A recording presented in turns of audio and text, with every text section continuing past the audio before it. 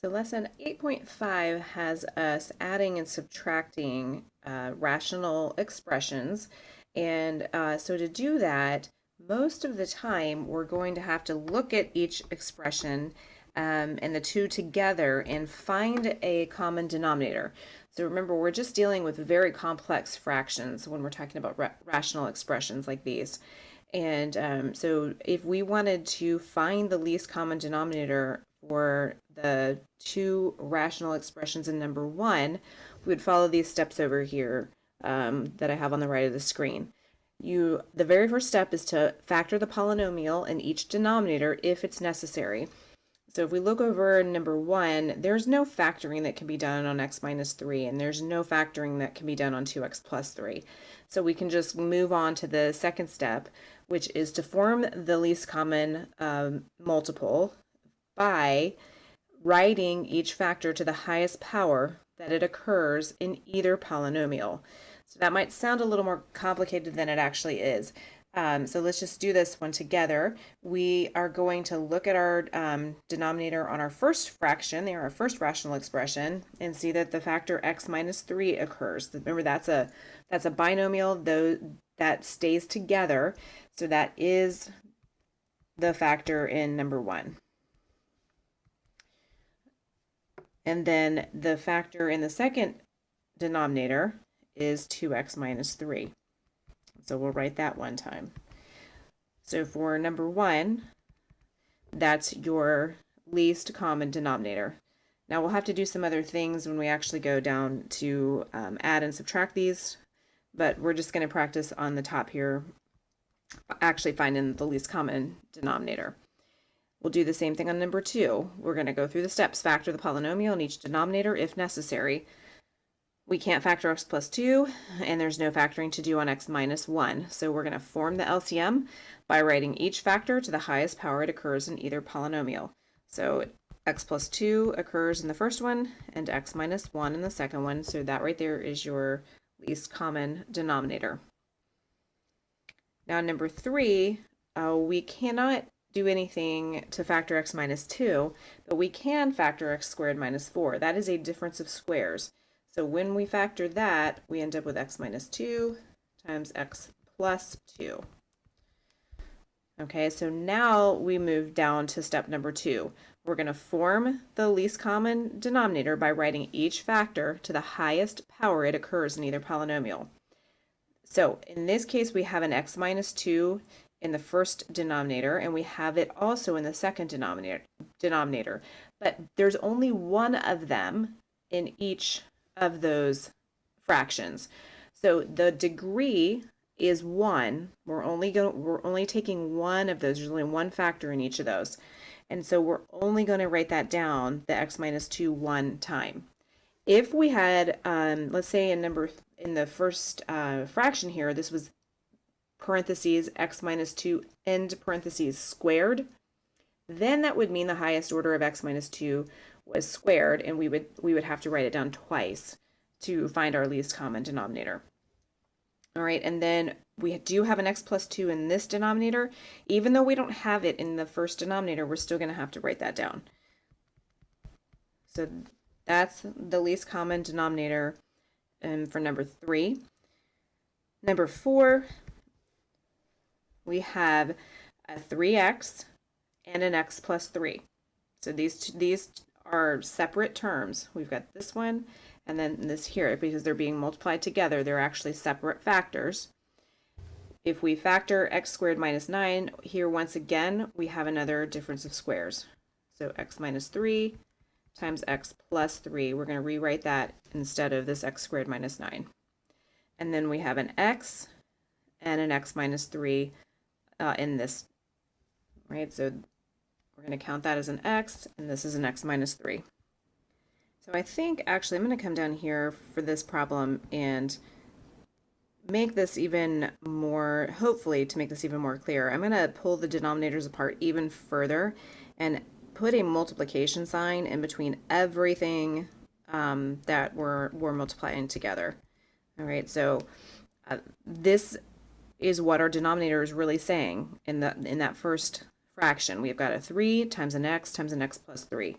In the second fraction, after I factor x squared minus 9, I have x minus 3, x plus 3, and then that third one, oops, and I said I was going to put a multiplication sign in there.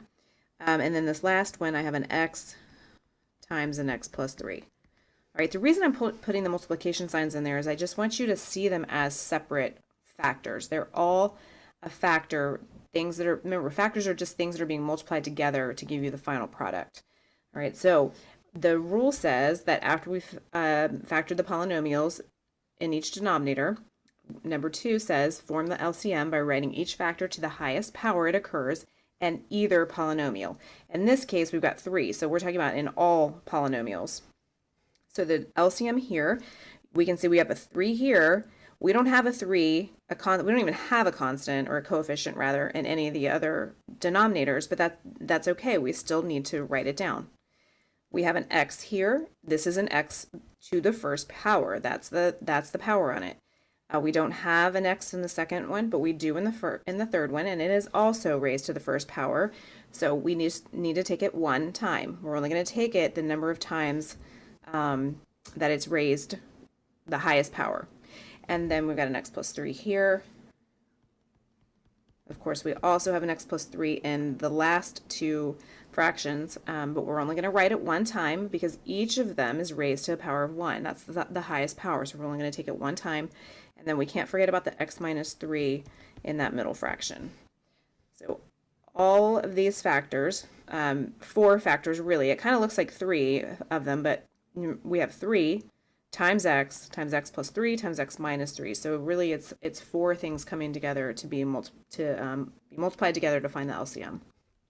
So now the whole point of finding the least common denominator is so the fractions can be added or subtracted from each other. In number 5, they ask us to go ahead and add these two fractions together. Fortunately, these have the same denominator. So we're going to write the denominator, and then in the numerator, we're just going to go ahead and add those two numerators together. So that's your final answer there. There's no simplification that can be done here. That's as simple as we can make this. All right, so number 6, we are definitely able to factor the polynomial in the first denominator, 2x minus 3, x minus 1. All right, so that's our denominator factored. We have an x minus 3 in the second fraction, and we want to combine these through addition. In order to do that, we've got to make sure their denominators are equivalent. So we're going to find the LCM, which will give us our least common denominator. We're going to do that by writing each factor to the highest power it occurs in either polynomial. So we have an x minus 3 to the first power in both. The highest degree then is x minus 3. So I'm going to write that down. And then I've got an x minus 1 in the first denominator.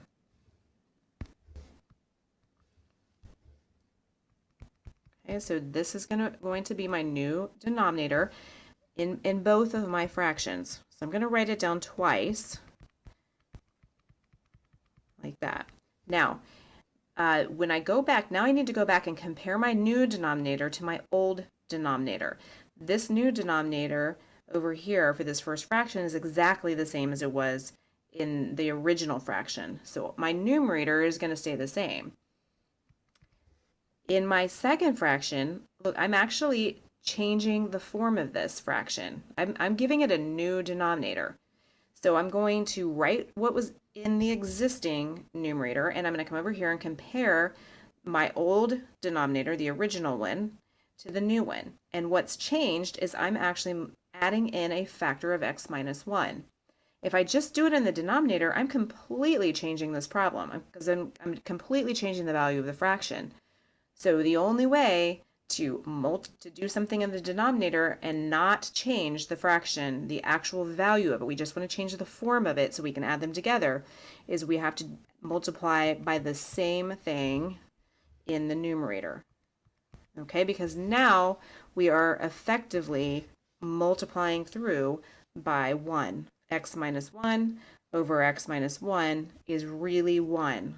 So we can multiply anything by 1, and we'll get the same factor out, get the same value out. We're just changing the form of it.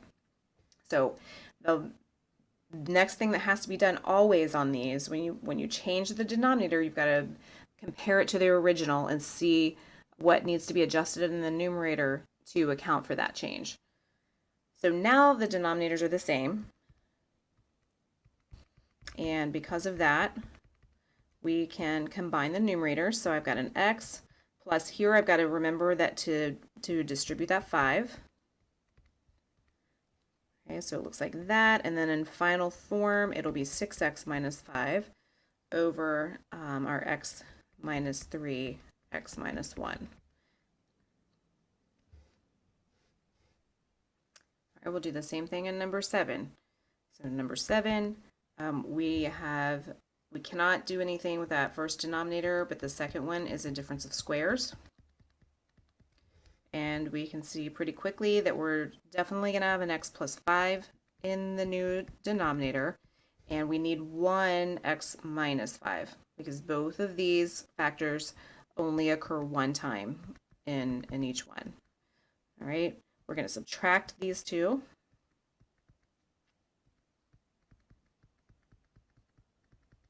Okay, I reversed those in the second fraction, but it doesn't matter which order they're in. All right, so I'm going to go back to the first one. I'm going to write in my old numerator, but when I compare the original denominator to the new denominator, I have added in an x plus 5. So not added in, I have multiplied in an x plus 5. So I have to multiply in the same binomial to the top.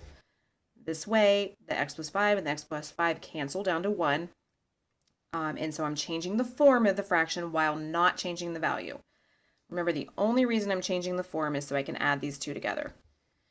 The second fraction is going to stay the same. I didn't do anything new to the denominator.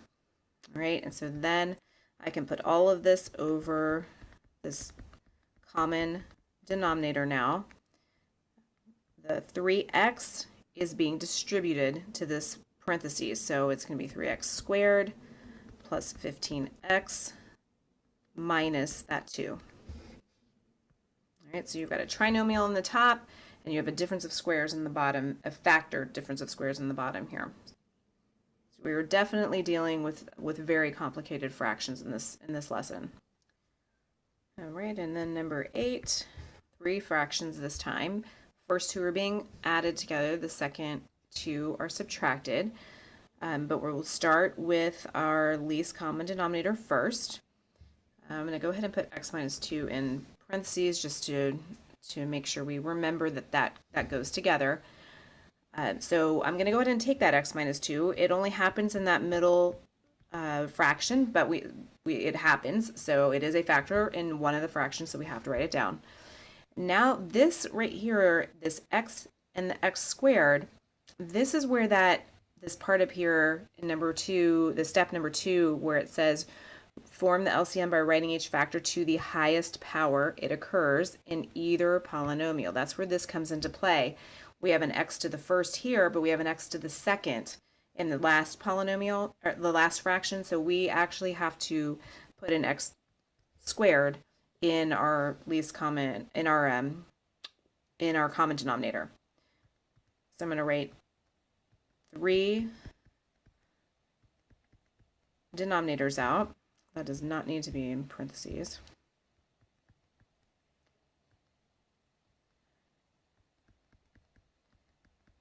Okay. And then I'm going to go back and write what's the original that was in the numerator for my first, my second, and my third here. Now I'm going to go back to the first fraction. I'm going to compare the original denominator of x to my new denominator.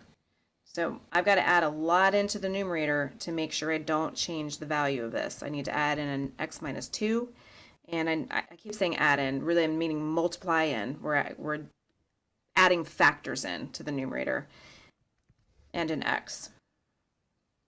And that can be simplified with distribution, but we'll do that in a minute.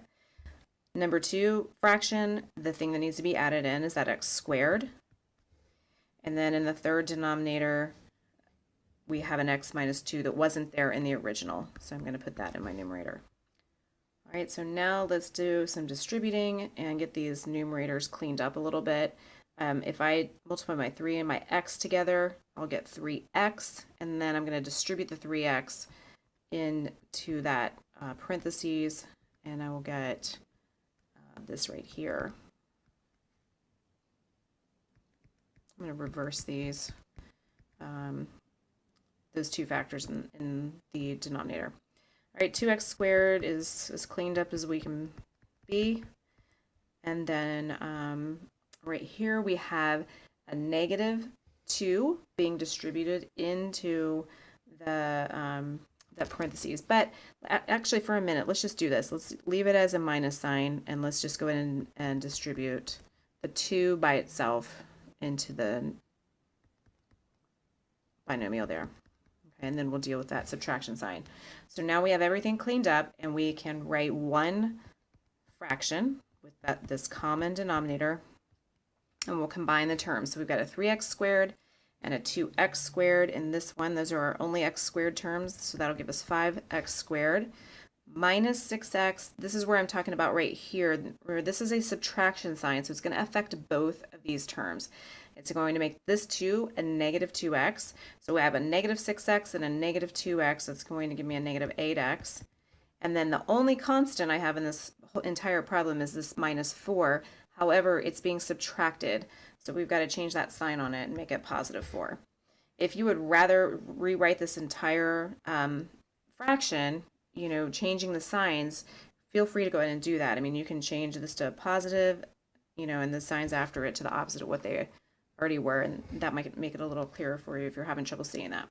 Okay, but this is it. This is the final simplified form of those two fractions added together.